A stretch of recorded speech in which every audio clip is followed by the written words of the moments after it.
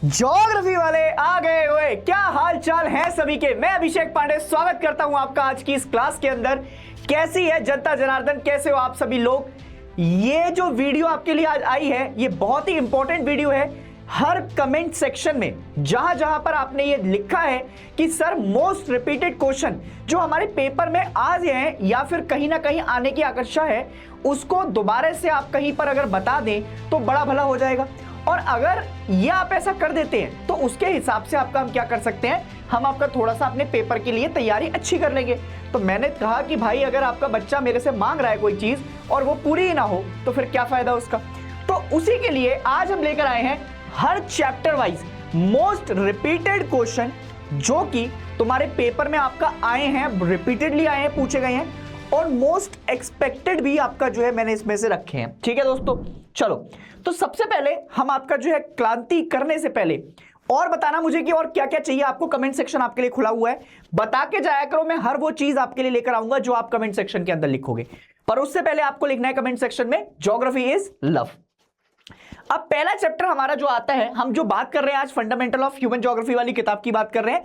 ऐसे ही दूसरी बुक के लिए जितने ज्यादा कमेंट करोगे, जितने ज्यादा कमेंट आएंगे, तभी मैं आपका बुक 2 के लिए आपका बेसिकली लेकर आऊंगा तुम्हारे पास सब कुछ। और अगर तुम्हारे कमेंट्स कम आएंगे तो फिर देखेंगे कि भाई आपका जो है लोगों ने शेयर किया है किस हिसाब से आपका जो कैसी चीज है, तो अपन उस हिसाब से आपका देखते रहेंगे।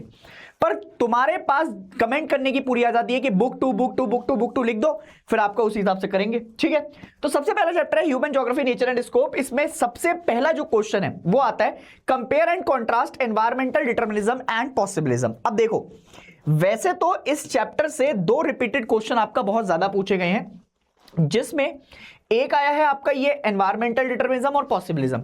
और पॉसिबिलिज्म के साथ साथ इसमें एक क्वेश्चन आपका ऐसे भी पूछ लेता है humanisation of nature and nature of humanisation. ये दोनों के बारे में भी आपका बातचीत कर सकता है। ठीक है दोस्तों, अच्छा पॉसिबिलिज्म के साथ साथ आपका जो है बेसिकली वो मध्यम मार्ग के बारे में भी पूछ सकता है तुमसे। क्वेश्चन घूम सकता है, क्वेश्चन में आपका ये लिख सकता है कि एनवायरमेंटल डिटर्मिनिज्म की जगह आपका जो है वो क्या लिख कर दे दे, मध्यम मार्ग लिख कर दे दे, पॉसिबिलिज्म लिख कर दे दे। ठीक है, उसके बाद आपका जो है स्टॉप एंड गो डिटर्मिनिज्म लिख के दे दे। मतलब क्वेश्चन कोई भी हो, तुम्हें आपका कुछ इस तरीके से अपनी बातें आपका रखनी है और ये बड़े रिपीटेड क्वेश्चन है। अब देखो एनवायरमेंटल डिटर्मिनिज्म क्या होता है, जहां पर human actions and behaviour are shaped and restricted by the physical environment. मतलब आपको आजादी है कि आपको जो भी काम करना है, आपको जो भी काम करना है आप कीजिए, कोई दिक्कत वाली बात नहीं है। बट आपके पास कुछ रेस्ट्रिक्शंस रहेंगे, उन रेस्ट्रिक्शंस को फॉलो करते हुए आप अपने पास जो भी एक्शन लेना चाहते हैं, आप टेक्नोलॉजी का इस्तेमाल करके जो भी चेंजेस करना चाहते हैं आप कीजिए। उसी के साथ साथ exemplifying the nature controls human development. For example societies in harsh climate might struggle to develop complex civilization due to environmental constraint। अब जैसे एग्जांपल के तौर पर हम अगर लद्दाख में चले जाएं तो लद्दाख में आपका बैरियर इतना है टेम्परेचर का, क्लाइमेट का, कि जिसकी वजह से हम वहां पर आपका बहुत ज्यादा टेक्नोलॉजी डेवलप नहीं कर पा रहे हैं। ऑल्दो समय के साथ टेक्नोलॉजी बढ़ती जा रही है, बट आज भी हम कहीं ना कहीं उसके चक्कर में आपका मात खाते ही खाते हैं। जैसे हर साल आपका बाढ़ आती है तो बाढ़ के चक्कर में हम आपका कितना भी अच्छा इंफ्रास्ट्रक्चर तैयार कर ले, पर वो कहीं ना कहीं आपका खराब देखने को मिल ही जाता है। पॉसिबिलिज्म में क्या है, पॉसिबिलिज्म में basically assert that while the environment provide challenges, human have the ability to modify and adopt these challenges। अब पॉसिबिलिज्म एक तरीके से आपका अपने आप में उसके नाम में लिखा हुआ है कि पॉसिबल। इसका मतलब है कि एनवायरमेंट ने जो भी रेस्ट्रिक्शन लगा रखे हैं उनको कहीं ना कहीं थोड़ा सा ओवरकम कर कर मैं अपने लिए क्या क्या आपका अच्छी सुविधाएं रख सकता हूं, मैं कैसे टेक्नोलॉजी को अडॉप्ट कर कर एनवायरमेंट को थोड़ा सा आपका जो है पास करते हुए और अच्छा करूंगा। बट अगर आप ये सोचे कि आप एनवायरनमेंट को पूरी तरीके से कंट्रोल कर लेंगे तो ऐसा पॉसिबल नहीं है। तो यही आपके 2 क्वेश्चन आपका बन जाते हैं और यहीं से एक सेकंड क्वेश्चन आपका तैयार होता है, human beings were able to develop technology. ये रिपीटेड क्वेश्चन में आया है, बट ये क्वेश्चन लंबे समय से आपका पेंडिंग है, क्योंकि मुझे लगता है 2023 वगैरह में आपका जो ये क्वेश्चन आया था बोर्ड में, उसके बाद से आपका इस क्वेश्चन से आपका थोड़ा सा लगाव सीबीएसई ने छोड़ दिया है। अब ये 2026 में मुझे ऐसा लग रहा है कि इस तरीके का कोई ना कोई क्वेश्चन आपका कॉम्पिटेंसी बेस में क्वेश्चन पूछा जा सकता है। Human beings were able to develop technologies after they developed better understanding of natural laws. जब उनको नेचुरल लॉज के बारे में पता लग गया तो उन्होंने टेक्नोलॉजी उसी हिसाब से बनाई। Evaluate the statement in context of naturalisation of human. अब नेचुरलाइजेशन ऑफ ह्यूमन क्या होता है? ह्यूमनाइजेशन ऑफ नेचर और नेचुरलाइजेशन ऑफ ह्यूमन, इन दोनों टर्म्स को आप समझ चुके होंगे। Technology indicate the level of cultural development of society. पहली चीज, टेक्नोलॉजी क्यों इंपॉर्टेंट है? जैसे जैसे टेक्नोलॉजी आपका बढ़ती जाएगी उससे क्या पता लगेगा कि समाज के अंदर कल्चरल डेवलपमेंट कितना हो रहा है। दूसरा पॉइंट क्या लिखोगे? Understand the concept of friction and helped us the discover fire. ये एनसीईआरटी के अंदर लिखा हुआ है। ये एज एन आपने एग्जांपल भी दे दिया एनसीईआरटी का कि भाई एनसीईआरटी के अंदर फ्रिक्शन की बातें आई तभी हमें आपका क्या निकल कर आया, हमने फायर डिस्कवर कर लिया। Understanding of the secret of DNA, ये फिर से आपका एनसीईआरटी के अंदर है। और जेनेटिक्स, उससे हमें क्या पता लगा? उससे हमने जो डिसीजेज हैं हमारी उनको कंट्रोल कर लिया। We use the law of aerodynamics, उससे हमने क्या बना लिया? हमने एरोप्लेन्स आपका बना लिए। Knowledge about nature is extremely important to develop technology and technology loosen and shaken of the environment on human beings. ये छोटी छोटी बातें हैं, ये एग्जाम्पल है एनसीईआरटी के। अगर आप ये लिख कर आते हैं तो आपका टेक्नोलॉजी वाला आंसर जो है वो बहुत ही अच्छा निखर कर आएगा। उसके बाद एक और क्वेश्चन है, वेरी वेरी इंपॉर्टेंट लगा रहा हूं मैं इसके ऊपर, क्योंकि ऐसा क्वेश्चन मैं ऐसा मान रहा हूं कि बहुत समय से आपका सीबीएसई ने पूछा नहीं है। ये भी लगभग 2023 के करीब का ही क्वेश्चन है। मतलब अगर मैं आपका बात करूं, ये रिपीटेडली आपका जो है पूछा भी गया है। मतलब ऐसा क्वेश्चन आपका सीबीएसई बहुत बार पूछता है, बट वो घुमा फिरा कर पूछता है। और क्योंकि इस साल कॉम्पिटेंसी बेस्ड क्वेश्चन का आपका नजरिया बढ़ने वाला है, तो मैं ऐसा मान के चल रहा हूं कि कॉम्पिटेंसी बेस्ड क्वेश्चन में आपका एक ऐसा क्वेश्चन आपको देखने को मिल सकता है। The imprints of human activities are created everywhere, evaluate the statement in context of humanization of nature. तो सबसे पहले, people begin to understand their environment and the forces of nature within the passage of time. आपको समय के साथ आपका ये पता लग गया कि कैसे कैसे एनवायरमेंट आपका डेवलप कर रहा है। With social and cultural development human develop better and more efficient technology. जैसे जैसे आपका लोगों इंसान को क्या समझ में आया कि नेचर में मुझे क्या क्या चेंजेस करने हैं, नेचर को किस हिसाब से मोल्ड करना है, उसी हिसाब से उसने अपनी टेक्नोलॉजी को बनाना शुरू कर दिया। They move from a state of necessity to the state of freedom.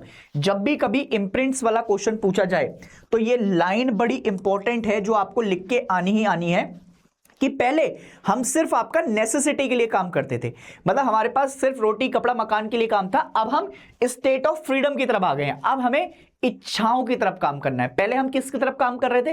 पहले हम अपनी नीड्स के लिए काम कर रहे थे। अब हम किसके लिए काम कर रहे हैं? वांट्स के लिए काम कर रहे हैं। तो स्टेट ऑफ नेसेसिटी से स्टेट ऑफ फ्रीडम की तरफ आप चले गए हैं। They create possibility with resources, बहुत सारे रिसोर्सेज हैं हमारे पास, उन रिसोर्सेज को इस्तेमाल कर कर जो भी हमें मिला है एनवायरमेंट से, उसको हमने क्या किया, उसकी बहुत सारी पॉसिबिलिटीज निकालते हुए आए। The human activity create cultural landscape, जैसे हेल्थ रिजॉर्ट हाईलैंड्स पर बना दिए, अर्बन स्प्रॉल्स, फील्ड, ऑर्चिड्स, ये सब बनाते हुए हम आपका चलते हैं। अब दूसरा चैप्टर आपका आता है world population distribution density and growth. इस चैप्टर से पहला जो इंपॉर्टेंट आपका क्वेश्चन बनेगा वो थॉमस माल्थस की थ्योरी है। और थॉमस माल्थस की थ्योरी 1793 में आई थी। ये एक एमसीक्यू की तरह भी तैयार हो सकता है। दूसरा क्वेश्चन उसने पूछेगा that the number of people would increase faster than the food supply. आने वाले समय में जब उन्होंने 1793 में ये थ्योरी दी थी कि इंसान कुछ इस तरीके से ज्यादा बढ़ेंगे कि जितनी तेज फूड डिलीवरी नहीं होती है उतनी ज्यादा तेज आपका जो है इंसान की पॉपुलेशन बढ़ने लग जाएगी। और उससे क्या होगा, जब पॉपुलेशन आपका बहुत ज्यादा आगे चली जाएगी और पॉपुलेशन बहुत ज्यादा बढ़ जाएगी तो उससे पॉपुलेशन क्रैश देखने को मिलेंगे। पॉपुलेशन क्रैश में क्या हो सकता है? डिसीजेस की वजह से हो सकता है, फेमाइन की वजह से हो सकता है, वॉर की वजह से हो सकता है। ये तीनों ही चीजें आज हम देख रहे हैं। अगर 2024, 25, 23 में आप देखते चलो, 2019 से आप देखते चलो, तो हमने पेंडेमिक देखा, डिसीजेस आपका फैली, कोरोना, फेमाइन जैसी चीजें तो आपका पहले भी चली हुई आई हैं, और वॉर आज जैसे रशिया यूक्रेन में चल रहा है, जबरदस्ती आपका आपस में दो कंट्रीज लड़ते हुए जा रहे हैं, छोटी छोटी कंट्रीज आपका लड़ रहे हैं। तो ये बातें आपका थॉमस माल्थस ने 1793 में आपका प्रेडिक्शन दिए थे, और वो कहीं ना कहीं आज आपका जो है सही है, क्योंकि पॉपुलेशन का बढ़ना भी देखा जा रहा है। Preventive checks are better than the physical checks, और अगर फ्यूचर सस्टेनेबिलिटी चाहिए तो वर्ल्ड पॉपुलेशन को हमें क्या करना पड़ेगा? कंट्रोल करना पड़ेगा। उसके बाद मोस्ट रिपीटेड क्वेश्चन इस चैप्टर से जो बनता है वो है आपकी क्या? वो है आपकी डेमोग्राफिक ट्रांजिशन थ्योरी। इसमें पूरा एक ग्राफ भी आपका जो है बनाकर लिखना पड़ेगा आपको कि पहले स्टेज 1 क्या है, स्टेज 2 क्या है, स्टेज 3 क्या है, ये स्टेजेस भी आपके आएंगी, और उन स्टेजेस को आपने समझाना है। सबसे पहले डेमोग्राफिक ट्रांजिशन थ्योरी समझाओ। It is used to describe the predict how the population of a region changes over the time, मतलब कैसे किस टाइम, दो टाइम पीरियड के बीच में कैसे पॉपुलेशन आपका चेंज हो रही है। It explain how population growth shifts a society from rural agrarian economy to the urban industrial one.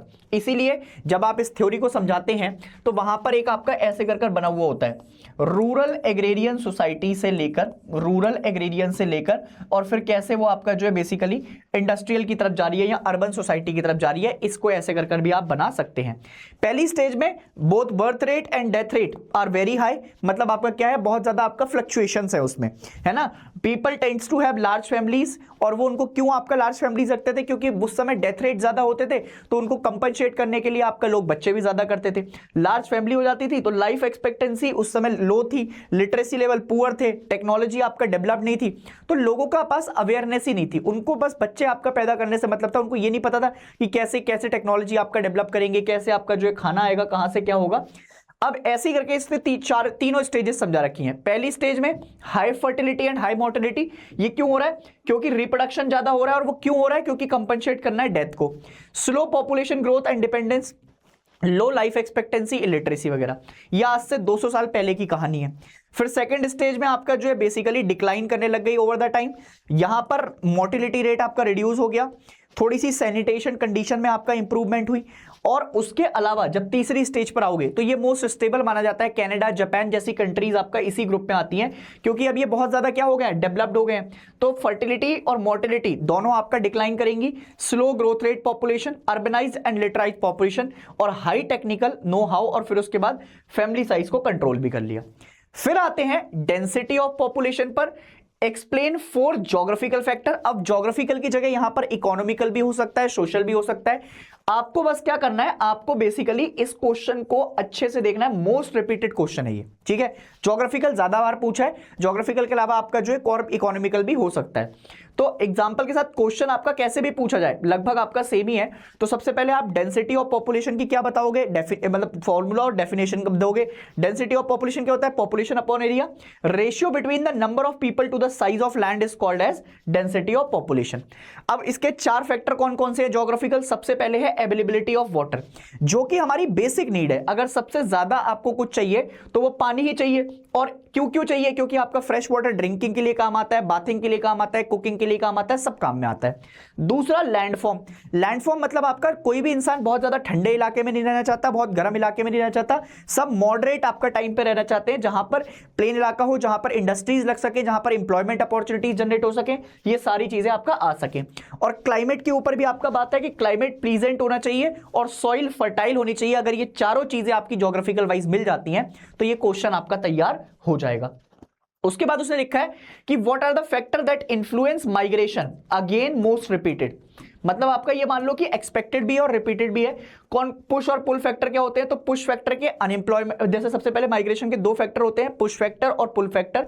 Push factor में अनएम्प्लॉयमेंट आता है, जिसमें लैक ऑफ जॉब अपॉर्चुनिटीज। क्यों हो रहा है पुश फैक्टर, धक्का क्यों जा रहा है लोगों का, लिविंग कंडीशन अच्छी नहीं हो, पॉलिटिकल टर्मोइल हो, नेचुरल डिजास्टर हो। और इसका उल्टा सारा तुम पुल फैक्टर में लिख देना, जहां पर better job opportunities, good living condition, peace, stability आ जाए, तो यहां पे तुम्हारा काम बन जाएगा। अब आते हैं नेक्स्ट चैप्टर की तरफ, जिसका नाम है ह्यूमन डेवलपमेंट। ह्यूमन डेवलपमेंट वाले चैप्टर में पहला क्वेश्चन तो आपका बनेगा 4 पिलर्स ऑफ ह्यूमन डेवलपमेंट से। ये मतलब आपका रिपीटेड रहा है बहुत ज्यादा कि ह्यूमन डेवलपमेंट के 4 पिलर कौन कौन से हैं। तो इक्विटी है, इक्विटी के बाद आपका जो है बेसिकली सस्टेनेबिलिटी है, एम्पावरमेंट आता है। अगर तुम्हें आपका याद हो ये चारों पॉइंट, तो equity, sustainability, productivity and empowerment, ये 4 पॉइंट है। इन चारों को आपका डिफाइन करना है। इक्विटी का मतलब होता है कि हमें सबको बराबर लेवल का आपका दर्जा देना चाहिए। इक्वालिटी अलग होती है इक्विटी से। सस्टेनेबिलिटी में मतलब आज के जो रिसोर्सेज हम यूज कर रहे हैं वो कल वाली जनरेशन को देखने को भी मिले। एम्पावरमेंट करना चाहिए बेसिकली, है ना, लोगों को। और प्रोडक्टिविटी मतलब आपका जो है बेसिकली लेवल ऑफ प्रोडक्शन पे आपका काम करना पड़ेगा। ह्यूमन लेवल प्रोडक्टिविटी को अच्छा बनाना पड़ेगा, स्किल लेवल अच्छी करनी पड़ेगी, जिससे आपका आप आने वाले समय में क्या कर पाएंगे, और चीजें आपका अच्छे कर पाएंगे। यहां पर एम्पावरमेंट के अंदर आप लोगों को क्या करो, मोर नंबर ऑफ फ्रीडम दो, कैपेबिलिटी दो, जिससे आपका वो और ज्यादा अच्छे से काम कर पाए। इसके अलावा एक और रिपीटेड क्वेश्चन इस चैप्टर से जो बनता है वो ये बनता है कि डिफाइन अलग अलग अप्रोचेस, और कौन कौन सी ह्यूमन डेवलपमेंट के अंदर अप्रोचेस आती हैं। तो सबसे पहले आती है इनकम अप्रोच। ये इनकम के बेसिस पर ही आई है, ठीक है। इनकम के बेसिस पर मतलब सबसे ओल्डेस्ट अप्रोच यही मानी जाती है, और ये डायरेक्टली लिंक किससे है, इनकम बेसिस पर, कि हम इनकम के बेसिस पर आपका इंसान की ग्रोथ को नाप रहे हैं और इंडिविजुअल कैसे आपका अपनी फ्रीडम को एंजॉय कर रहा है, उस पे वो कैसे दिखाई देगी, इनकम के बेसिस पर। कि अगर पांडे जी की आपका सैलरी 1 करोड़ रुपए है तो पांडे जी आपका ज्यादा एंजॉय कर रहे हैं, और अगर ज्यादा एंजॉय कर रहे हैं तो मेरी आपका जो है सारी डिमांड किसके ऊपर है, इनकम अप्रोच के ऊपर। दूसरी आती है वेलफेयर अप्रोच। वेलफेयर अप्रोच के अंदर बेसिकली लोग ये कहते हैं कि गवर्नमेंट जितनी ज्यादा स्पेंडिंग करेगी लोग उतने ही ज्यादा खुश रहेंगे। तो इसमें सारी चीजें आपको किसके ऊपर टिकी हुई है, इसमें गवर्नमेंट के एक्सपेंडिचर के ऊपर टिकी हुई है। जितनी ज्यादा गवर्नमेंट एक्सपेंडिचर उतनी ज्यादा आपका जो बेसिकली लोगों की चीजें। बेसिक नीड अप्रोच ये आईएलओ के द्वारा दी गई थी, इंटरनेशनल लेबर ऑर्गेनाइजेशन, जिसमें 6 चीजें उसने बताई हैं, health, education, food, water supply, sanitation and housing. ये आपका क्या करेंगी, डिटरमाइन करेंगी। और कैपेबिलिटी अप्रोच लॉरेट प्रोफेसर मतलब जो आपका हमारे डॉक्टर नोबेल लॉरेट थे प्रोफेसर अमृत सेन जी, उन्होंने आपका दिया था ह्यूमन डेवलपमेंट के लिए। इसमें आपका एजुकेशन, हेल्थ और आपका जो है बेसिकली अप्रोच टू रिसोर्सेज की आपका बात हो रखी है। फिर आते हैं प्राइमरी एक्टिविटीज पर, और प्राइमरी एक्टिविटीज में सबसे बेहतरीन आपका जो क्वेश्चन आपका देखने को मिलता है बार बार, वो है नोमैडिक हर्डिंग और कमर्शियल लाइव स्टॉक रेयरिंग के बीच में डिफरेंस। मैंने इतने सारे पॉइंट दिए कि अगर कमर्शियल लाइव स्टॉक रेयरिंग का अलग से क्वेश्चन आ जाए तो भी तुम आपका लिख सकते हो। नोमैडिक हर्डिंग में एक तो एक्चुअली में आपका क्या होता है, ये ट्रांसह्यूमेंस कंडीशन जैसी आपका चीजों को फॉलो करते हैं, अपने एनिमल्स के साथ एक जगह से दूसरी जगह जाते हैं और फूड की सर्च में, क्लोथ की, ट्रांसपोर्टेशन की। ये कैसी फार्मिंग है, तो ये प्रिमिटिव सब्सिस्टेंस फार्मिंग है, और ज्यादातर animal are kept depending upon the region. जैसे याक को आपका लद्दाख में ही रखा जाएगा, अब आप याक को मध्य प्रदेश में रख देंगे तो याक निकल लेगा, पर समझ रहे हो मेरी बात, उसका क्या बन जाएगा, शुतुरमुर्ग। ठीक है, उसके बाद क्या हुआ, herders keep on moving with the animals from one place to another place, जिसको हम प्रैक्टिस ऑफ ट्रांसह्यूमेंस भी कहते हैं। Generally related to nomadic tribe, capital is utilize, primitive society कैसे आपका बन रही है, और no modern technology is involve. Commercial livestock rearing में आपका उसका उल्टा हो जाता है, ये आज मॉडर्न प्रैक्टिस है जिससे हम rearing of animals, export of animal products को आपका देखते हैं। Modern scientific market oriented market activity है।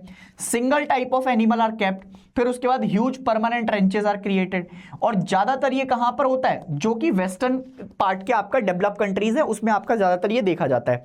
इसमें ज्यादातर आपका जो बेसिकली चीजें हैं वो केयरिंग के ऊपर, फीडिंग के ऊपर, ब्रीडिंग ऑफ एनिमल्स के ऊपर आपका रखी जाती हैं। It is market oriented activity where animals like horse, sheeps are reared, और हाईली मैकेनाइज्ड है, मतलब इसमें मैकेनाइजेशन का बहुत ज्यादा रोल देखने को मिलेगा। फिर एक और रिपीटेड क्वेश्चन देखने को मिलता है कि right a note on Mediterranean agriculture from point of view of its importance, area and crop. तो अब मेडिटेरेनियन में कौन कौन से आपका क्रॉप्स पर ज्यादा फोकस होता है, तो इसमें विटिकल्चर सबसे ज्यादा इंपॉर्टेंट होता है। जैसे विटिकल्चर के अंदर हम ग्रेप्स कल्टीवेशन की ज्यादा बात करते हैं, तो Mediterranean agriculture is highly specialised commercial agriculture practice in the countries on either side of Mediterranean sea. ऊपर वाले यूरोप में मिलेंगे, नीचे वाले अफ्रीका में मिलेंगे, उनके बीच में आपका मेडिटेरेनियन सी है, तो दोनों जगह आपका बेसिकली ये प्रैक्टिस किया जाता है। और कहां से कहां तक है उसके पार्ट आप लिखेंगे, Europe in North Africa, from Tunisia in Atlantic coast, southern California, central Chile, ये सारे पार्ट। और ज्यादातर कौन से फ्रूट्स पर आपका फोकस किया जाता है, सिट्रस फ्रूट्स के ऊपर। विटिकल्चर और grape cultivation is the speciality of Mediterranean part.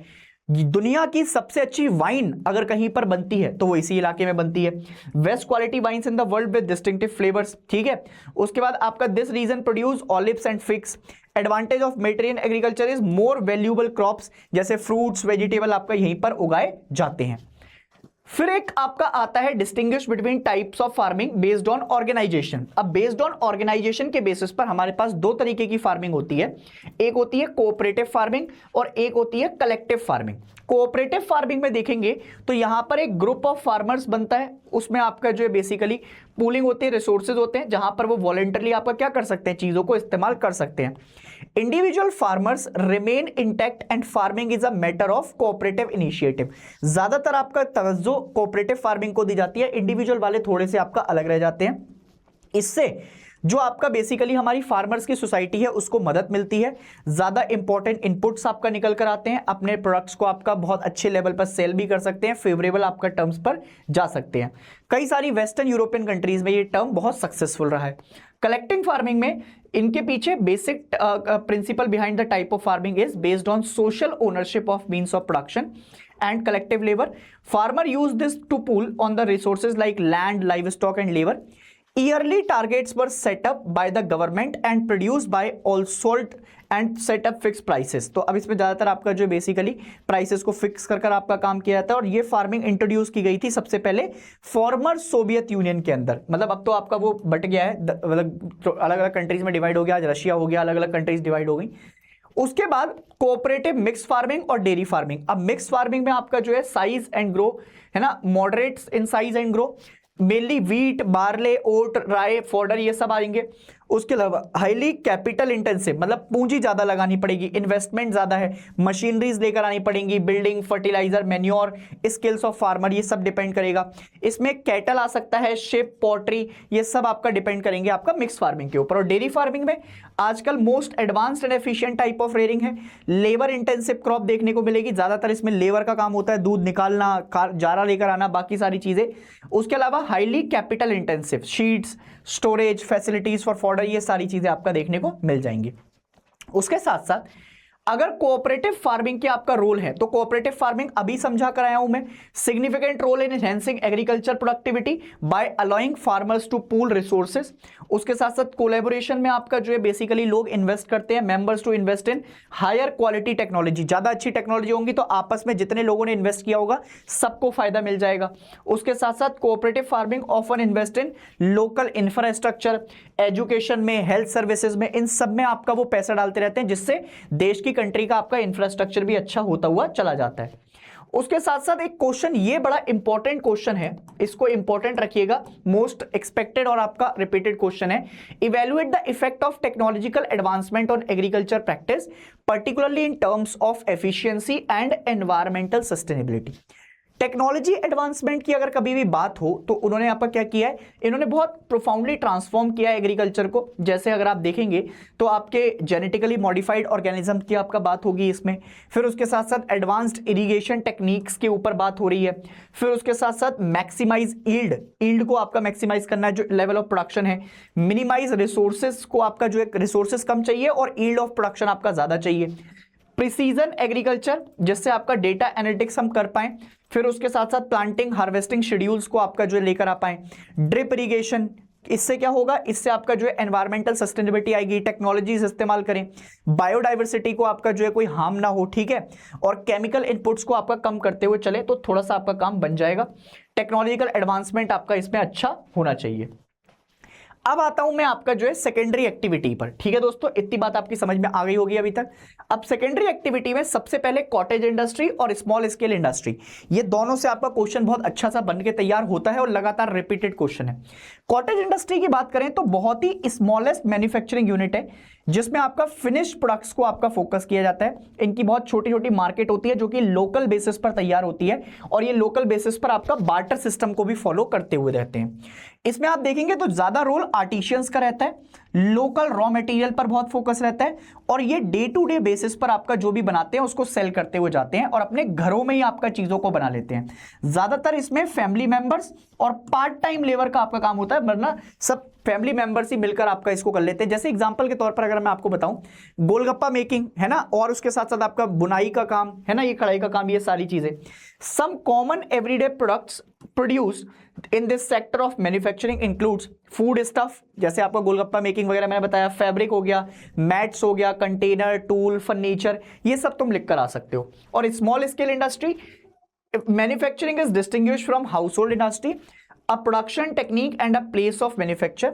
ज्यादातर इसमें आपका जो है लोकल रॉ मटेरियल को ही फोकस किया जाता है, बट एज कंपेरेटिव टू आपका घर वाली जो कि बिल्कुल ही आपका स्किल्ड लेबर नहीं है या सेमी स्किल्ड लेबर नहीं है, इसमें थोड़ा सा आपका मशीन्स का काम होगा और सेमी स्किल्ड लेबर आपका आ जाएगी। इससे एम्प्लॉयमेंट मिलता है, उसमें चाहे भले ही घर के लोगों का काम हो और ये पार्ट टाइम कर रहे हैं, बट ये एक एम्प्लॉयमेंट का बेसिस है। ज्यादातर लोकल परचेसिंग पावर को इंप्रूव करने के लिए किया जाता है और ये इंडिया, चाइना, इंडोनेशिया, ब्राजील जैसी आपका कंट्रीज में आज भी चलाया जाता है। अब एक क्वेश्चन बन सकता है स्मॉल स्केल इंडस्ट्री और लार्ज स्केल में, तो स्मॉल स्केल तो तुम्हें पता लग गया। अब लार्ज स्केल इंडस्ट्री ज्यादातर आपका मार्केट ओरिएंटेड होती है, क्योंकि अगर मार्केट अच्छी होगी तो आपका बेसिकली चलेगी है, जिसमें लार्ज स्केल प्रोडक्शन पर आपका काम करते हैं, टेक्नोलॉजिकल एडवांसमेंट मेथड है ना, मेथड ऑफ प्रोडक्शन, इन सारी चीजों के ऊपर आपका काम किया जाएगा दोस्तों। ठीक है, अब इनके ऊपर अगर काम किया जाएगा तो इसके बाद आपका क्या करेंगे आप, इसके ऊपर आप देखेंगे कि इसमें large markets, various raw material, enormous energy, specialise worker, इन सब में आपका काम होगा। मतलब इसमें स्किल्ड वर्कर अब आपका लगेंगे, सेमी स्किल्ड की भी आपका काम नहीं होगी, अब ज्यादातर आपका स्किल्ड वर्कर्स पे काम आएगा। Kind of manufacture developed in the last 200 years, United kingdom, north eastern और यूरोपियन कंट्रीज में आपका ये बनता हुआ गया है। उसके बाद ये क्वेश्चन इतना ज्यादा हाईटेक रखिएगा, जितना ज्यादा इसका क्वेश्चन का हाईटेक है उतना ही ज्यादा most repeated and most expected question ये हो सकता है। हाईटेक टेक्नोलॉजी और simply high tech is the latest generation of manufacturing activity. It is based on understood to application of intensive research and development। मतलब R&D का इसमें बहुत ज्यादा रोल रहेगा। उसके साथ साथ ज्यादातर इसमें व्हाइट कॉलर वर्कर्स को बड़ा फोकस किया जाएगा। Workers make up a large share of total workforce. वो कौन से होंगे? White collar workers. Highly skilled specialist इसमें रखे जाते हैं, और उसके साथ साथ रोबोटिंग, उनकी assembling, computer aided designing, manufacturing, electronic controls of smelting and refining process, ये सब इसी का पार्ट है। Neatly spaced, low modern dispersed office, plant, lab building rather than massive assembling structure. तो हाई टेक्नोलॉजी का मतलब है कि बहुत ज्यादा लेबर क्वांटिटी के ऊपर बेसिस ना होकर आज के समय पर आपका जो है स्किल्ड लेबर का इस्तेमाल कर मैन्युफैक्चरिंग के लिए उसको बहुत कम लोग चाहिए। High tech industry which are regionally concentrated, self sustained and highly specialised are called as technopolis. इसको भी याद रखिएगा।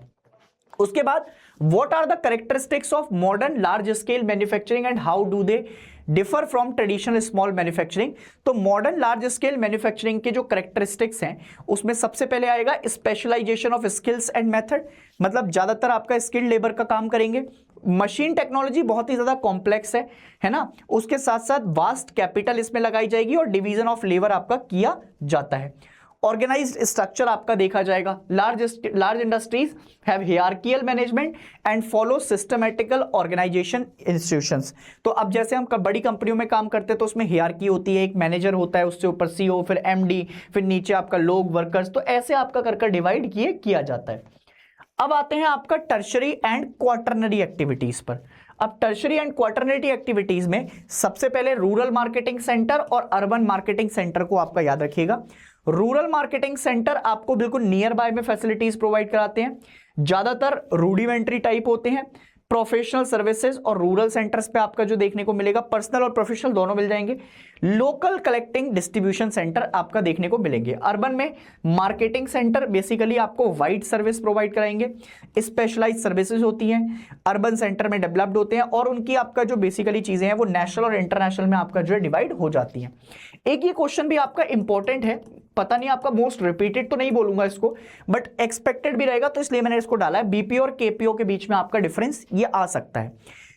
Business processing outsourcing, business activity such as customer care आपका इसी में इन्वॉल्व होता है। Less highly skilled worker as compare to KPO, इसमें आपका कम ज्यादा पढ़े लिखे, आपका बहुत ज्यादा स्किल्ड लेबर नहीं होगी तो भी चल जाएगी। ये क्यों किया जाता है? BPO enables companies to reduce cost and increase efficiency. उनको एफिशिएंसी पे काम करना है, कॉस्ट पर आपका थोड़ा सा कटिंग कर देंगे तो चलेगा। Data processing, account servicing, call centre, customer support, ये सब इसी में आता है। केपीओ होता है नॉलेज प्रोसेसिंग आउटसोर्सिंग, ज्यादातर बेसिकली इंफॉर्मेशन के बेस पर हम इसको चलाते हैं। और जब कोई भी चीज आप इंफॉर्मेशन के बेस पर होते हैं, डेटा कलेक्शन का होता है, तो उसमें वर्कर्स कैसे चाहिए होते हैं? हाईली स्किल्ड वर्कर्स के तौर पर काम करने वाले लोग चाहिए होंगे। तो KPO enables companies to create additional business opportunity. अब अगर केपीओ होगा तो आपका बेसिकली बिजनेस अपॉर्चुनिटी और ज्यादा बढ़ेगा। एग्जांपल के तौर पर रिसर्च एंड डेवलपमेंट में पैसा खर्च कीजिए, e learning, business research, intellectuals, property rights, research, legal profession, banking, ये सब इसी का पार्ट बनते जाते हैं। फिर आता है क्विनरी सेक्टर पर। अब क्विनरी क्या होता है? क्वार्टरनरी से भी ऊपर, आरएनडी क्वार्टरनरी के अंदर आ गया। क्विनरी में मतलब highest level of decision making मिलेगा, या फिर पॉलिसी मेकर्स आ जाते हैं इसके अंदर, जो कि क्विनरी एक्टिविटीज को सपोर्ट कर रहे होते हैं। Are service that focus on creation, rearrangement and interpretation of new and existing ideas, data interpretation and use the evolution of new technologies, refer to as gold collar, और बाकी पहले हम किसकी बात कर रहे थे, व्हाइट कॉलर वर्कर्स की। इसमें प्रोफेशंस आते हैं, another sub division of tertiary sector है ना, representing special and highly paid skill of senior business executive. तो अगर आप देख रहे हैं तो ये भी डिवीजन किसका ही है, ये टर्शरी सेक्टर का आपका डिवीजन में पार्ट हमने बांट दिया है। अब हम आते हैं ट्रांसपोर्ट एंड कम्युनिकेशन वाले चैप्टर पर। इसमें सबसे पहले which canal has shortened the distance between Europe and Asia, give 5 points on the canal. तो स्विस कैनाल की बात हो रही है जो कि 1869 में आपका कंस्ट्रक्ट की गई थी। Egypt between Port Said and in the north and Port Suez, दोनों के बीच में आपका बनाई गई है, मेडिटेरियन सी और रेड सी को कनेक्ट करती है। एक तो ये यूरोप को एक नया गेटवे प्रोवाइड करती है जिससे हम यूरोप को एक्सेस कर सकते हैं। उसके अलावा अगर आप देखेंगे तो direct sea route distance between Liverpool and Colombo compare to Cape of Good Hope route. Cape of Good Hope कहां पे आता है, नीचे की तरफ आता है जहां पर अफ्रीका है, साउथ अफ्रीका से आपका पास होते हुए जाता है केप ऑफ गुड होप।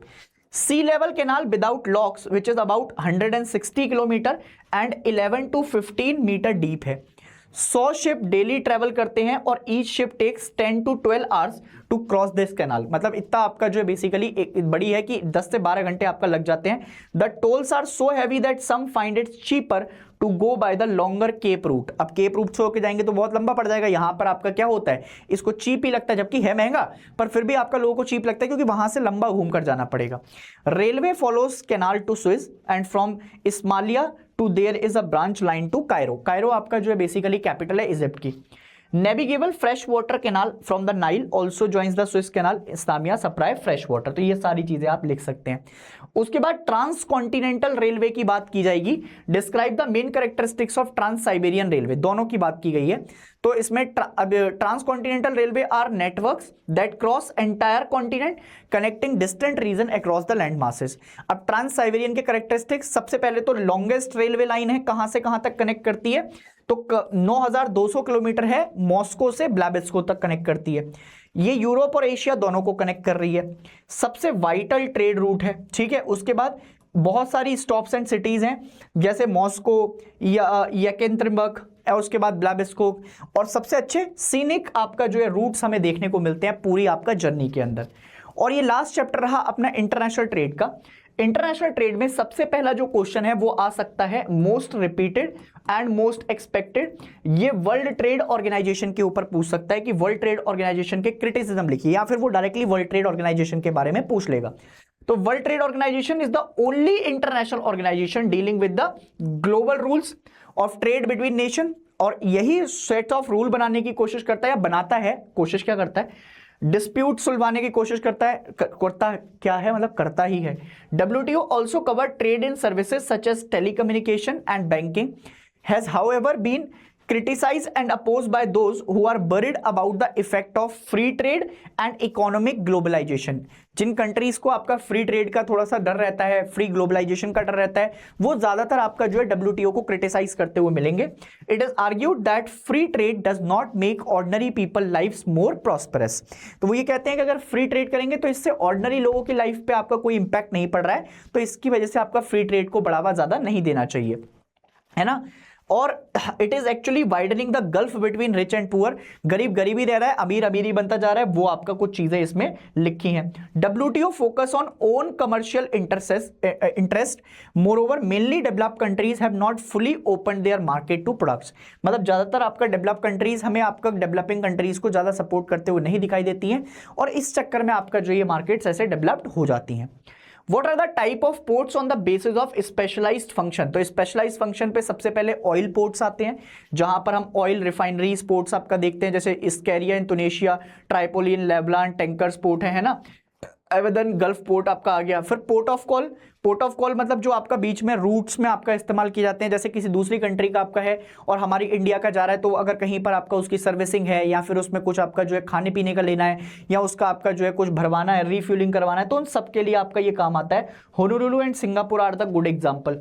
उसके साथ साथ पैकेट स्टेशन आते हैं known as ferry ports. Packets station are exclusively concerned with the transportation of passenger and mail across the water bodies, ये ज्यादातर आपका एक जगह से दूसरी जगह आपका पैसेंजर्स को पहुंचाने के लिए। Dover in England, Calais in France and across the English Channel आपको देखने को मिल जाएंगे। फिर आते हैं एंट्रापोर्ट, इनको कलेक्शन सेंटर भी बोला जाता है, जहां से पूरे वर्ल्ड से आपका गुड्स और कलेक्शन कलेक्ट करके एक पोर्ट पर लाकर आपका रखा जाता है। इसमें सबसे बढ़िया एग्जांपल है सिंगापुर, जो कि एंट्रापोर्ट का है एशिया के अंदर, रॉटरडैम यूरोप में मिल जाता है, कोपेनहेगन बाल्टिक रीजन वाले इलाके में मिलेगा। और नेवल पोर्ट्स वो होते हैं जिसमें नेवी आपका ज्यादातर क्या करती है, उनको इस्तेमाल करती है, और वॉरशिप वगैरह के लिए ये सारा एग्जाम्पल है। जैसे कारबार, ये एग्जाम्पल है इंडिया के अंदर आपको दिखाई देता है दोस्तों।